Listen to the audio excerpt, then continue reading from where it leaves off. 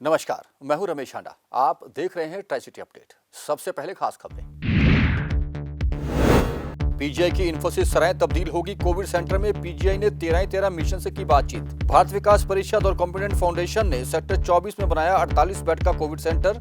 और पीयू में सेना बुधवार को संभाल लेगी मोर्चा। स्थापित होगा 100 बिस्तर का कोविड केयर सेंटर।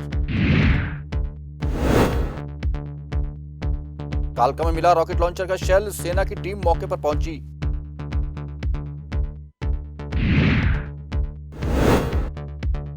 चौबीस घंटे में ट्राई सिटी में कोरोना के 29 मरीजों ने तोड़ा दम। नए 2203 मामले। और अब खबरें विस्तार से।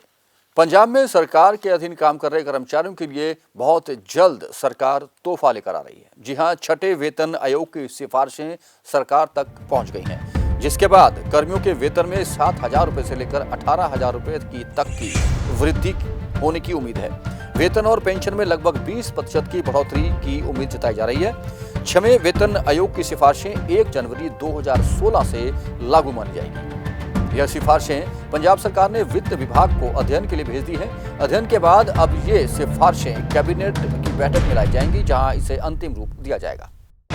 चंडीगढ़ में सभी सरकारी अस्पतालों और निजी अस्पतालों में कोविड के लिए बिस्तर फुल हो चुके हैं, जिसके चलते स्वयंसेवी संस्थाएं सामने आ रही हैं। स्वयंसेवी संस्थाओं की बात करें तो सेक्टर 24 इंदिरा हॉलीडे होम में भारत विकास परिषद और कॉम्पिटेंट फाउंडेशन ने 48 बेड का नया कोविड सेंटर बनाकर तैयार कर लिया है, जो कि कल से काम शुरू कर देगा।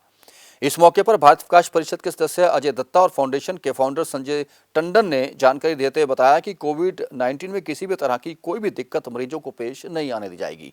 उन्होंने कहा कि यहां एम्बुलेंस की पूरी सुविधा रहेगी और मरीजों के खाने पीने से लेकर उनकी प्रॉपर देखभाल की व्यवस्था भी स्वयं की जाएगी। लगातार बढ़ रही कोरोना महामारी के चलते चंडीगढ़ के सभी अस्पताल में इस वक्त बेड फुल हैं, जिसके कारण कोरोना मरीजों को काफी दिक्कतों का सामना करना पड़ रहा है। इसको लेकर 2 हफ्ते पहले चंडीगढ़ प्रशासन ने लोगों से और समाज सेवी संस्थाओं से अपील की थी कि वे आगे आए और प्रशासन की मदद करें। इसको लेकर अब कई संस्थाएं और समाज सेवी आगे आ रहे हैं। इसी कड़ी के तहत अब सेक्टर 24 के इंदिरा हॉलीडे होम में भी कोविड सेंटर बनकर तैयार हो चुका है, जिससे भारत विकास परिषद और कॉम्पिटेंट फाउंडेशन मिलकर चलाएंगी। इस मौके पर भारत विकास परिषद के सदस्य अजय दत्ता और कॉम्पिटेंट फाउंडेशन के फाउंडर संजय टंडन ने कहा कि इस कोविड सेंटर पर कोविड-19 के मरीजों को कोई परेशानी नहीं आने दी जाएगी। इसके अलावा एम्बुलेंस की पूरी सुविधा रहेगी। मरीजों के खाने पीने से लेकर उनकी प्रॉपर देखभाल तक की जाएगी। भारत विकास परिषद का मूल उद्देश्य सेवा है। सेवा को सामने रखकर भारत विकास परिषद पिछले कई सालों से काम करता आ रहा है। और चंडीगढ़ के अंदर जो हमारा ये मेडिकल सेंटर है, इसके अंदर हर रोज हम 1500 पेशेंट को ट्रीट कर रहे हैं। हमारा मेन मोटिव है नर सेवा नारायण सेवा। जो भी पेशेंट हमारे पास आएगा, हम उसको नारायण के रूप में लेंगे। जैसे भगवान की सेवा आप करते हैं अपने घर के अंदर, उस तरह की सेवा हम देने की कोशिश करेंगे उस पेशेंट को, और वो ठीक होकर अपने घर में जाए और सामाजिक जीवन ठीक तरह से व्यतीत कर सके। इस बात का ध्यान रखते हुए हम ये सारा काम वो कर रहे हैं। इसके साथ हमारे साथ कॉम्पिटिशन फाउंडेशन भी हमारे साथ जुड़ी हुई है और इसका बहुत बड़ा सहयोग हमारे साथ है। और हम चाहेंगे कि इसको स्टेट ऑफ आर्ट की तरह हम चंडीगढ़ में चलाएं।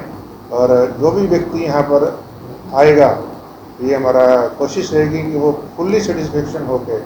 इंदिरा हॉलीडे होम सेक्टर 24 में हम लोग 48 बेड का एक कोविड केयर सेंटर शुरू करने जा रहे हैं। ये सेंटर कॉम्पिटेंट फाउंडेशन और भारत विकास परिषद, ये दोनों ऑर्गेनाइजेशन मिलके ये सेंटर को चालू कर रहे हैं।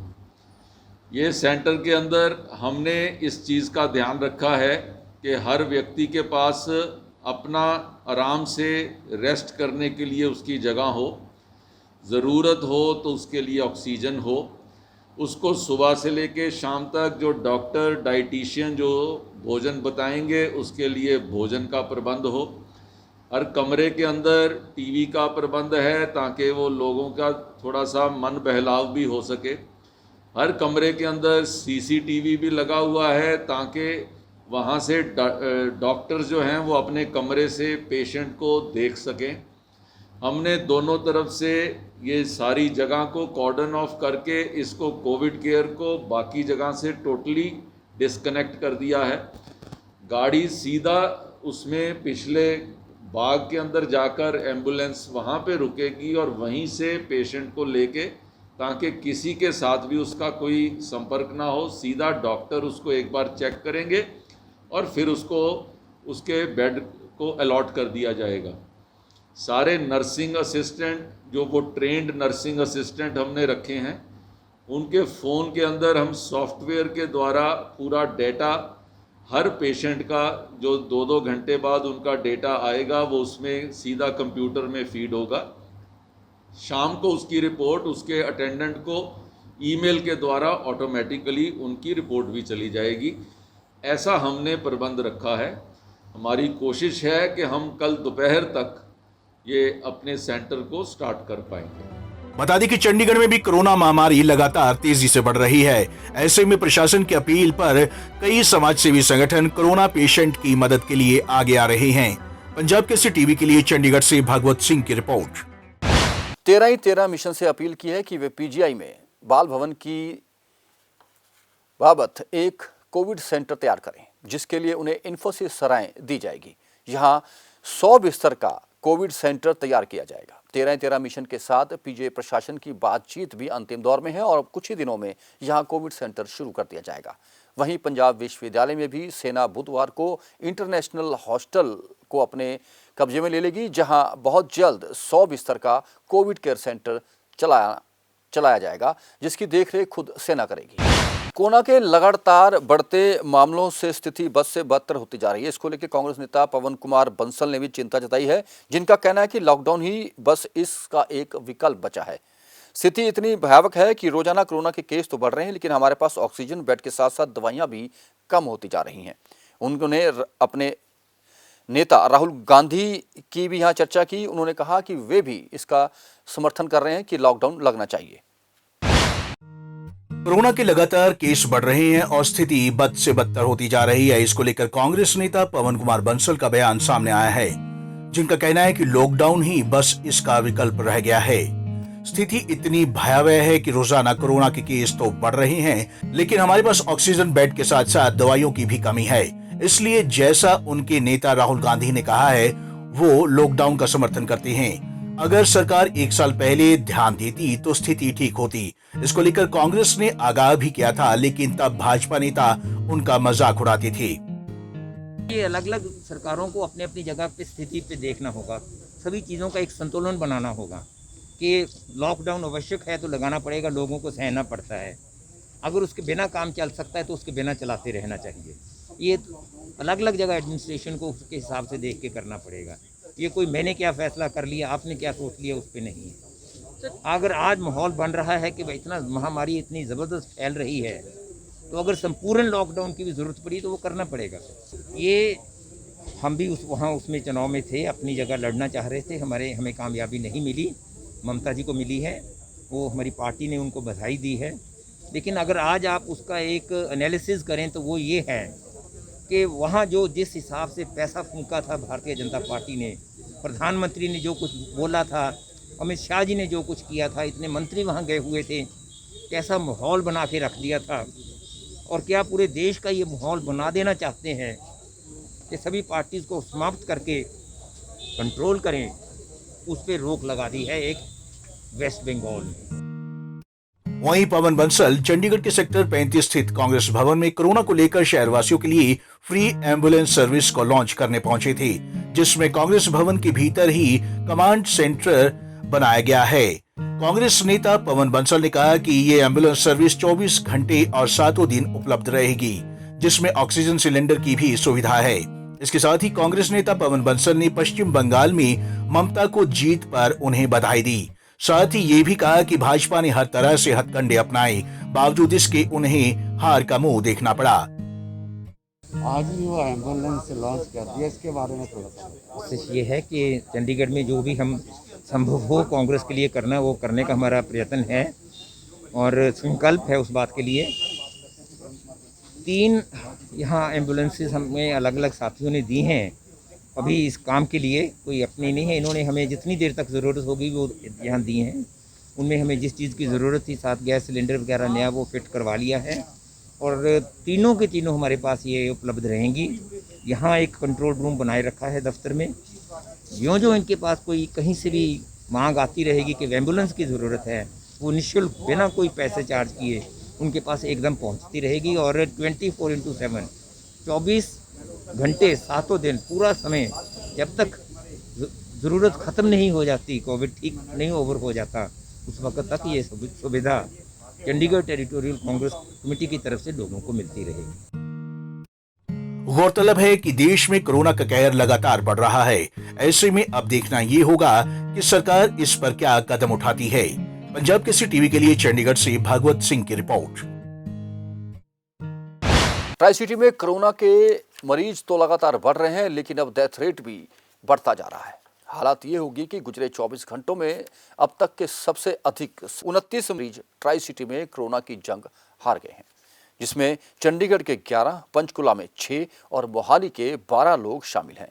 पिछले 24 घंटों में चंडीगढ़ में 780 नए कोरोना पेशेंट आए हैं, पंचकुला में 576 और मोहाली में 847 नए मरीज आए हैं।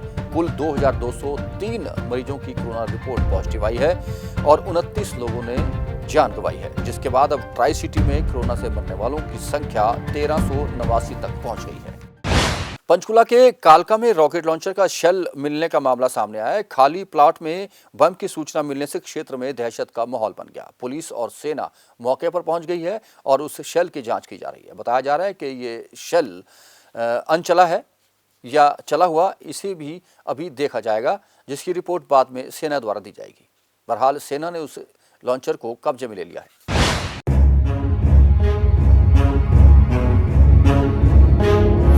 पंचकुला के कालका में उस समय अफरा तफरी का माहौल बन गया जब एक खाली प्लॉट में रॉकेट लॉन्चर का मोटर बम पड़ा मिला। बम की सूचना मिलने पर स्थानीय लोगों ने पुलिस को मौके पर बुलाया और जांच शुरू की।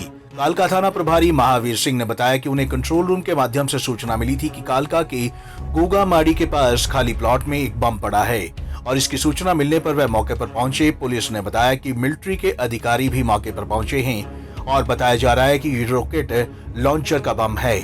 उन्होंने बताया कि बम जिंदा है या फिर चला हुआ है, इसकी जांच मिलिट्री के अधिकारी करेंगे। पुलिस ने बताया कि मिलिट्री के एक्सपर्ट आकर इसकी जांच करेंगे। हमें कंट्रोल रूम से सूचना मिली थी कि भाई कोई बमनुमा चीज़ है टकरा कल्लीराम के किसी खाली प्लाट में, जिस पे हमारी पुलिस की टीम आई थी। हम यहाँ पे आए, हमने देखा है कोई रॉकेट लॉन्चर का कोई बम लगता है, जिसके बारे में हमने यहाँ कालका में जो अपना मिलिट्री एरिया है वहाँ के अधिकारियों से बात की। उनकी टीम हमारे कहने पे यहाँ आई है, उन्होंने देखा है। वो कह रहे हैं हम आगे इसमें बात करेंगे, ये दूसरी टीम आएगी जो इसको डिस्पोज करेगी। कितने बजे सूचना मिली आपको? अभी हमारे पास कोई 10 बजे सूचना मिली थी। सर ये बम एक्टिव है? अभी इसके बारे में तो मिलिट्री वाले बताएंगे भी एक्टिव है कैसा है। हमें तो ये अभी हाँ बम है ये 81 मोटर का मिसफायर बम है। तो सर इसकी मारक क्षमता क्या है जी? इसकी मारक क्षमता तकरीबन 30 मीटर है। वैसे जब मारता है ना, इसकी 5400 मीटर रेंज है। 5400 मीटर दूर गिरेगा, जहाँ गिरेगा 30 मीटर तक कुछ नहीं छूटेगा। ये अभी खतरनाक है, कोई भी इसको टच करेगा, कुछ भी ये चाल पकड़ सकता है। इसके अंदर स्प्रिंग होते हैं, स्प्रिंग कई दफ़ा काम नहीं करते और उसको जब हिलाया जाता है तो कहीं भी नुकसान कर सकता है। इसका लॉट नंबर ले लिया, कर्नल साहब आए थे आर्मी से, अभी ब्लैक लाया था मैं, उन्होंने लॉट नंबर ले लिया। इसका लॉट नंबर लेने में अभी उन्होंने रिपोर्ट तैयार करी, कहाँ से आया क्या नहीं। अंकल जी यहाँ पे कोई लाल सी चीज़ पड़ी हुई जी। मैं यहाँ आया तो मैंने देखा हो, तो मुझे भी इसके कोई जानकारी नहीं है। ठीक है जी। और ऐसे लगा कि जैसे बम की तरह है। ठीक है जी। उसके बाद जो है फिर हमने जो जिनके मकान में ये किराए पे रहते हैं उनको फ़ोन किया और वो जो है वो आए, फिर पुलिस को सूचना दी, फिर पुलिस आई, उन्होंने सारा। नहीं ये प्लाट खाली पड़ा है जी? ये हाँ प्लाट कितना टाइम से खाली है? हाँ जी, कितने टाइम से खाली पड़ा है? ये तो कई सालों से खाली है। ये पीछे में उन्होंने 2 कमरे बनाए हैं, वहाँ किराएदार रहते हैं उनके, तो वो भी यहाँ थे नहीं। वो भी फिलहाल ये बम जिंदा है या फिर चला हुआ, इसका तो अभी कुछ पता नहीं चल पाया है, लेकिन इस तरह से खुले में रॉकेट लॉन्चर बम का पड़े हुए मिलना वाकई एक चिंता का विषय है। फिलहाल पुलिस मामले की जांच कर रही है। अब ये तो जांच के बाद ही साफ हो पाएगा कि आखिरकार ये बम आया कहां से है। पंजाब केसरी टीवी के लिए पंचकुला से ब्यूरो रिपोर्ट। पटियाला की सेंट्रल जेल में नशा तस्करी के मामले में 10 साल की सजा काट रहे कपूरथला निवासी इंद्रजीत को जेल से भागने के बाद 30 अप्रैल की रात सेक्टर 43 के बस अड्डे में देखा गया था, जिसके बाद पंजाब पुलिस ने चंडीगढ़ पुलिस से मदद का आह्वान किया है।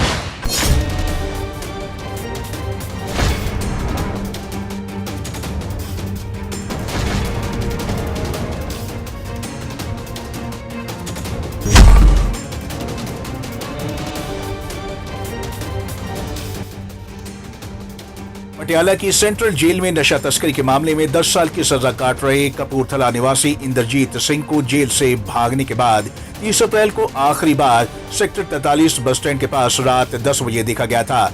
जानकारी के मुताबिक उसने नीले रंग की पगड़ी, टी शर्ट, काली लोअर और हवाई चप्पल पहनी हुई थी। सूत्रों के मुताबिक उसके पास खर्चे के लिए पैसे नहीं है, इसलिए वह चंडीगढ़ में ही छुपा हो सकता है। पंजाब पुलिस ने ये जानकारी चंडीगढ़ पुलिस के साथ साझा की है ताकि आरोपी को पकड़ा जा सके। पंजाब पुलिस ने आरोपियों को पकड़ने के लिए चंडीगढ़ पुलिस का सहयोग भी मांगा है। बता दें कि बीती 27 अप्रैल की रात पटियाला के सेंट्रल जेल से 3 कैदी फरार हो गए थे। उन्होंने इसके लिए शौचालय में पानी की पाइप तोड़ी और उससे दीवार में छेद किया। इस वारदात के बारे में जेल प्रशासन को जैसे ही अगली सुबह पता चला तो हड़कंप मच गया। कैदियों के खिलाफ संबंधित थाना त्रिपड़ी में केस दर्ज किया गया है। फरार होने वालों में पहला कैदी शेर सिंह मूल रूप से अमृतसर के लोपोके स्थित गांव वानिके का रहने वाला है। उसे ब्रिटेन की अदालत ने नशा तस्करी के केस में 22 साल कैद की सजा सुनाई थी। बाद में शेर सिंह को कानूनी प्रक्रिया के तहत विशेष समझौता करके भारत लाया गया था। वहीं दूसरा कैदी इंद्रजीत सिंह उर्फ ध्याना कपूरथला के गांव रानीपुर कोम्बोया का रहने वाला है। वह भी नशा तस्करी के केस में 10 साल की सजा काट रहा था। दोनों को हाल ही में बठिंडा से पटियाला जेल शिफ्ट किया गया था, जबकि तीसरा कैदी जसप्रीत सिंह उर्फ रूपी रूपनगर के किरतपुर साहब के गांव डाडी का निवासी है। वह आर्म्स एक्ट के केस में अंडर ट्रायल था। तीन कैदी है कि एक कैदी ते शेर सिंह है सन ऑफ हरविंदर सिंह, ये रेजिडेंट ऑफ विलेज वनीके पुलिस लोपों के डिस्ट्रिक्ट अमृतसर ਦਾ। ਇਹਨੂੰ 22 ਸਾਲ ਕੈਦ ਸੀ। ਇਹ ਰੀਸੈਂਟਲੀ ਬਠਿੰਡਾ ਤੋਂ ਸ਼ਿਫਟ ਹੋ ਕੇ ਆਇਆ ਸੀ। ਇਸ ਤੋਂ ਬਾਅਦ ਸੈਕੰਡ ਕੈਦੀ ਹੈ Inderjit Singh alias Dhiana son of Avtar Singh, resident of Ranipur Kambo police station Rawalpindi district Kapurthala. तीसरा कैदी है Jaspreet Singh alias Noopi son of Lakhwinder Singh, resident of Tadi police station Kiratpur Sahib district Rupnagar. ਇਹਨਾਂ ਤੇ ਜਿਹੜੇ ਪਹਿਲੇ 2 कैदी मैं जिन्हां ਦਾ ਨਾਮ ਲਿਆ, ਇਹਨਾਂ ਨੂੰ ਤੇ ਬਾਮਸ਼ੱਕਤ कैद हो चुकी है। ਇਹ ਤੇ ਆਪਣੀ कैद ਕੱਟ ਰਹੇ ਸੀ। ਤੀਜਾ ਜਿਹੜਾ ਹੈ ਇਹ ਹਵਾਲਾਤੀ ਸੀ, ਜਿਹਦੇ ਹਾਲੇ ਕੇਸ ਜਿਹੜੇ ਉਹ ਚੱਲ ਰਹੇ ਸੀ ਜੇਲ੍ਹ ਦੇ ਅੰਦਰ। ਅੰਦਰ ਕੋਈ ਡਿਗਿੰਗ ਵੀ ਹੋਈ ਹੈ? ਹਾਂਜੀ, ਇਹਨਾਂ ਨੇ ਜਿਹੜੀ ਚੱਕੀ ਦੀ ਜਿਹੜੇ ਬਾਥਰੂਮ ਬਣਿਆ ਹੁੰਦਾ ਫਲਸ਼, ਉੱਥੇ ਉਹ ਦੀਵਾਰ ਚੋਂ ਮਤਲਬ ਇਹਨਾਂ ਨੇ ਕੁਛ ਇੱਟਾਂ ਕੱਢ ਕੇ ਉਹ ਇੱਕ ਆਪਣਾ ਉੱਥੇ ਹੋਲ ਕ੍ਰੀਏਟ ਕਰਕੇ ਉਹਦੇ ਵਿੱਚੋਂ ਭੱਜਣ ਦੇ ਵਿੱਚ escape ਕੀਤਾ ਇਹਨਾਂ ਨੇ। ਸਰ ਇਹ ਬਹੁਤ ਵੱਡੀ ਨੈਗਲੀਜੈਂਸ ਔਰ ਲੈਪਸ ਨਹੀਂ ਹੈਗਾ ਜੀ? ਪਹਿਲਾਂ ਵੀ ਇਸ ਤਰ੍ਹਾਂ ਦੀ ਬਹੁਤ ਲੈਪਸ ਤੇ ਹੈ, it is a serious lapse. ਉਹੀ ਅਸੀਂ ਸਾਰਾ ਐਗਜ਼ਾਮਿਨ ਕਰ ਰਹੇ ਹਾਂ। ਡਿਸਟ੍ਰਿਕਟ ਪੁਲਿਸ ਵੀ ਸਾਰਾ ਇਨਵੈਸਟੀਗੇਟ ਕਰ ਰਹੀ ਹੈ। Investigation is going on, departmental inquiry is also going on. ਤੋ ਲੈਪਸ ਤੇ ਹੈ, ਲੇਕਿਨ ਹੁਣ ਅਸੀਂ ਦੇਖ ਰਹੇ ਪਿਨ ਪੁਆਇੰਟ ਕਰ ਰਹੇ ਹਾਂ ਕਿ ਇਹ ਕਦੋਂ ਰਾਤ ਨੂੰ ਨਿਕਲਣ ਦੇ ਵਿੱਚ ਕਾਮਯਾਬ ਹੋਏ ਆ, ਕੀ ਟਾਈਮਿੰਗ ਆ। ਜਿਸ ਤਰ੍ਹਾਂ ਤੁਸੀਂ ਪੁੱਛਿਆ ਕਿ CCTV ਦੀ ਫੁਟੇਜ ਅਸੀਂ ਸਾਰੀ ਖਗੋਲ ਰਹੇ ਹਾਂ ਕਿ ਸਾਨੂੰ ਉੱਤੋਂ ਕੁਝ ਕਲੂ ਮਿਲ ਸਕੇ। ਸਰ ਇਹਨਾਂ ਦੇ ਤਾਲਮੇਲ ਕਿਹਨਾਂ ਨਾਲ ਹੋ ਸਕਦਾ ਹੈ? ਐਨੀ ਇਨਵੋਲਵਮੈਂਟ ਆਫ ਇੰਟਰਨਲ? ਹਾਂਜੀ, ਇਹ ਰੂਲ ਆਊਟ ਨਹੀਂ ਕੀਤੀ ਜਾ ਸਕਦੀ ਕਿਉਂਕਿ ਜੇਲ੍ਹ ਦੇ ਅੰਦਰੋਂ ਆਮ ਕੈਦੀ ਹਿੰਮਤ ਨਹੀਂ ਕਰ ਸਕਦਾ ਕਿ ਉਹ ਜੇਲ੍ਹ ਤੋਂ ਬਾਹਰ ਆਪਣੇ ਆਪ ਨਿਕਲ ਜਾਵੇ। ਹੋ ਸਕਦਾ ਕਿ ਕੁਝ ਇਹਨਾਂ ਦਾ ਤਾਲਮੇਲ ਬਾਹਰ ਹੋਵੇ। ਉਹ ਵੀ ਅਸੀਂ ਜਿਹੜੀ ਡਿਸਟ੍ਰਿਕਟ ਪੁਲਿਸ ਉਹ ਵੀ ਸਾਰੇ ਉਸ ਐਸਪੈਕਟ ਨੂੰ ਐਗਜ਼ਾਮਿਨ ਕਰ ਰਹੀ ਹੈ। ਮੁਲਾਜ਼ਮਾਂ ਦਾ ਵੀ ਦੱਸਿਆ ਜਾ ਰਹੀ ਹੈ ਜੀ ਕੋਈ ਇਹਨਾਂ ਦੇ ਕਿਸ ਤਰ੍ਹਾਂ? ਹਾਂਜੀ, ਜਿੰਨੇ ਮੁਲਾਜ਼ਮ ਡਿਊਟੀ ਤੇ ਸੀ ਉਹਨਾਂ ਸਾਰਿਆਂ ਨੂੰ ਅਸੀਂ ਪੁੱਛਗਿੱਛ ਕਰ ਰਹੇ ਹਾਂ। इस पूरे वाक़े के बाद जेल प्रशासन और जेल की हाई सिक्योरिटी पर सवाल खड़े हो रहे हैं। इतना ही नहीं, इस पूरे घटनाक्रम की हाई कमान जांच कर रही है। पंजाब केसरी टीवी के लिए चंडीगढ़ से कुलदीप कुमार की report. Door to door garbage उठाने के लिए नगर निगम की ओर से गाड़ियां तो ले ली गई, इस गार्बेज को लोगों के घरों से उठाने के लिए कई हेल्पर और ड्राइवरों को भी भर्ती की गई थी, लेकिन डोर टू डोर जाने वाले ये कर्मचारी अब कोरोना के कारण डरने लगे हैं। इनका कहना था कि उन्हें हर रोज कई लोगों के संपर्क में आना पड़ रहा है, जो कि उनके लिए खतरा बना हुआ है। डोर टू डोर गार्बेज उठाने के लिए नगर निगम की ओर से गाड़ियां तो ले ली गई हैं और इस गार्बेज को लोगों के घरों से उठाने के लिए कई हेल्पर और ड्राइवरों की भी भर्ती की गई थी, लेकिन डोर टू डोर गार्बेज उठाने वाले इन लोगों को कई समस्याओं का सामना करना पड़ रहा है, जिन्होंने इसको लेकर प्रदर्शन किया। इन लोगों का कहना था कि नगर निगम की ओर से उन्हें पेमेंट कलेक्शन करने के लिए मशीन दी गई है और इस मशीन के द्वारा ही वह लोगों के घर कूड़े के पैसे कलेक्ट करते हैं, लेकिन इस महामारी के दौर में उन्हें सबसे बड़ी समस्या ये आ रही है कि उनके पास कोई भी सुरक्षा कवच नहीं है। वह इस मशीन के द्वारा कलेक्शन तो करते हैं, लेकिन वह एक घर से दूसरे घर जाते हैं और कोरोना के इस महामारी के दौर में उन्हें कैसे पता चलेगा कि कौन बीमार है और कौन नहीं। इस मशीन पर हर व्यक्ति का हाथ लगता है, जिससे उन्हें और उनके परिवार को कोरोना हो सकता है। इसके लिए उनसे ये कलेक्शन ना करवाई जाए। सर प्रॉब्लम ये आ रही है, ਜਿਹੜਾ ਅਸੀਂ ਡੋਰ ਟੂ ਡੋਰ ਤੇ ਗੇਟ ਤੇ ਜਾ ਰਹੇ ਹਾਂ ਜੀ ਮਸ਼ੀਨ ਲੈ ਕੇ ਕਲੈਕਸ਼ਨ ਦੇ ਵਾਸਤੇ ਪੇਮੈਂਟ ਦੀ, ਤਾਂ ਉਹਨਾਂ ਨੇ ਸਾਨੂੰ 1 ਮੰਥ ਦਾ ਟਾਈਮ ਦਿੱਤਾ ਸੀ ਵੀ ਤੁਸੀਂ ਜਾਓ 1 ਮਿੰਟ 'ਚ ਸਾਨੂੰ ਡਾਟਾ ਕਲੈਕਟ ਕਰੋ ਦੋ। ਤਾਂ ਸਰ ਜਾਣਦੇ ਆ ਇੱਕ ਮਸ਼ੀਨ ਹੈ, ਉਹਦੇ ATM ਪੰਚ ਹੁੰਦਾ ਹੈ, ਉਹ ਫਿਜ਼ੀਕਲੀ ਟੱਚ ਹੁੰਦੀ ਹੈ। ਜੇ ਇੱਕ ਘਰ ਟੱਚ ਕਰਦਾ ਤਾਂ ਦੂਜੇ 'ਚ ਜਾਂਦੇ ਆ, ਉਹ ਜੇ ਦੂਜੇ ਜਾਂਦੇ ਆ ਉਹਨੂੰ ਵੀ ਉਹੀ ਟੱਚ ਕਰਦਾ ਜੀ। ਨਾ ਸਾਡੇ ਕੋਲ ਸੈਨੀਟਾਈਜ਼ਰ ਹੈ ਵੀ ਉਹਨੂੰ ਸੈਨੀਟਾਈਜ਼ ਕਰ ਲਈਏ, ਆਪਣੀ ਸੇਫਟੀ ਨਹੀਂ ਹੈ, ਸਾਡੀ ਵੀ ਫੈਮਿਲੀ ਹੈ, ਬੱਚੇ ਹੈ, ਕੋਵਿਡ ਹੋ ਸਕਦਾ ਹੈ ਕਿਸੇ ਦੇ ਵੀ, ਤੁਹਾਨੂੰ ਪਤਾ ਹੈ ਮਹਾਮਾਰੀ ਚੱਲ ਰਹੀ ਹੈ। ਦੂਜੀ ਪ੍ਰੋਬਲਮ ਇਹ ਹੈ ਸਰ, ਜੇ ਅਸੀਂ ਆਪਣੇ ਸੀਨੀਅਰਸ ਨੂੰ ਦੱਸਦੇ ਹਾਂ ਉਹ ਕਹਿੰਦੇ ਇਹ ਤਾਂ ਤੁਹਾਨੂੰ ਕਰਨੀ ਪਊਗੀ, ਜਿਵੇਂ ਮਰਜ਼ੀ ਕਰਕੇ ਸਾਨੂੰ ਡਾਟਾ ਕਲੈਕਟ ਕਰਕੇ ਦਿਓ, ਚਾਹੇ ਪੇਮੈਂਟ ਕਰਕੇ ਦਿਓ, ਸਾਨੂੰ ਨਹੀਂ ਪਤਾ, ਇਹ ਕਰਨੀ ਪੈਣੀ ਹੈ। ਠੀਕ ਹੈ ਜੀ। ਦੂਜਾ ਜੇ ਅਸੀਂ ਜਾਣਦੇ ਹਾਂ, ਇਹ ਆਪਣੇ ਵੀਰ ਨੇ ਜਿਹੜੇ ਪੁਰਾਣੇ ਲੱਗੇ ਹੋਏ ਨੇ, ਜਿਨ੍ਹਾਂ ਨੇ ਕੰਮ ਸ਼ੁਰੂ ਕੀਤਾ ਸੀ, ਠੀਕ है जी, वो हेल्पर तो ड्राइवर प्रमोट हुए सीगे, उन्होंने 3 महीने तो कोई सैलरी नहीं आई। एक मशीन दे रखी है स्क्रैप वाली, ठीक है, जिस घर में हम जाते हैं स्क्रैप करने के लिए, उस घर में हमें नहीं पता होता वो कोरोना का पेशेंट है। जे उस घर में जाके कोरोना का पेशेंट निकलता है, जे हम एक का करते हैं तो पता नहीं कितने घर कितने को कोरोना हो सकता है। उसके फ़िलहाल हम जब ड्यूटी आते हैं उसका यूँ भी नहीं पता हमारे बच्चे सेफ़ है या हम सेफ़ है, इसकी कोई जिम्मेवारी नहीं ले रहा। फिर ऊपर से हम इतने साल 4 महीने हो गए ड्राइवरी कर रहे हैं, ठीक है, हेल्पर थे हम। उसके बाद फिर हम ड्राइवरी कर रहे हैं, उसके बाद कोई सैलरी नहीं हमारी, कोई कुछ नहीं, हेल्पर वाली तनख्वाह दे रही है, उसके कोई जवाब नहीं आ रहा, कोई कुछ नहीं करे, ना मशीन के बारे में कोई मुद्दा उठाया हुआ है, ना कोई सैलरी का कोई मुद्दा उठाया। सर प्रॉब्लम तो इदा आ रही है जी, देखो हम कईयां दे घर असीं पैसे कलैक्ट करन जाने हैं, वो कोविड है उन्होंने होया, ना वो दसदे हैं ना सानू पता लगता, असीं जाके अपनी पैसे कलैक्ट करने ही ਹੁਣ ਨਾ ਤਾਂ ਹੁਣ ਐ ਪਤਾ ਵੀ ਨਾ ਤਾਂ ਉਹ ਦੱਸਦੇ ਆ ਨਾ ਸਾਨੂੰ ਪਤਾ ਕਿ ਇਹਦੇ ਨਾਲ ਬਿਮਾਰੀ ਅੱਗੇ ਵੱਧ ਰਹੀ ਹੈ ਜੀ। ਠੀਕ ਹੈ ਜੀ। ਨਾਲੇ ਇੱਕ ਜਿਹੜਾ ਆਪਣੀ ਮੇਨ ਸਾਨੂੰ ਵੀ ਹੋ ਸਕਦਾ ਅੱਗੇ, ਸਾਡੇ ਬੱਚੇ ਅਸੀਂ ਘਰੇ ਜਾਊਂਗੇ, ਹੁਣ ਅਸੀਂ ਕਿੰਨਿਆਂ ਨੂੰ ਮਿਲਣਾ ਦਿਨ 'ਚ 100 ਜਣਿਆਂ ਨੂੰ ਮਿਲਣਾ ਜੀ।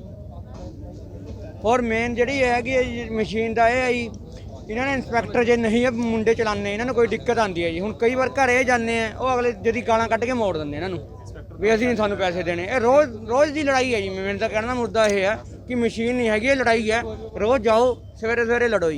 हालांकि इसी के साथ ही उनमें से कई लोग हेल्पर के रूप में भी भर्ती हुए थे, जो कि ड्राइवर के पद पर प्रमोट हो गए हैं, लेकिन उनका वेतन अभी तक नहीं बढ़ाया गया है, जिस पर नगर निगम के अधिकारियों को ध्यान देना चाहिए। पंजाब केसरी टीवी के लिए भागवत सिंह की रिपोर्ट।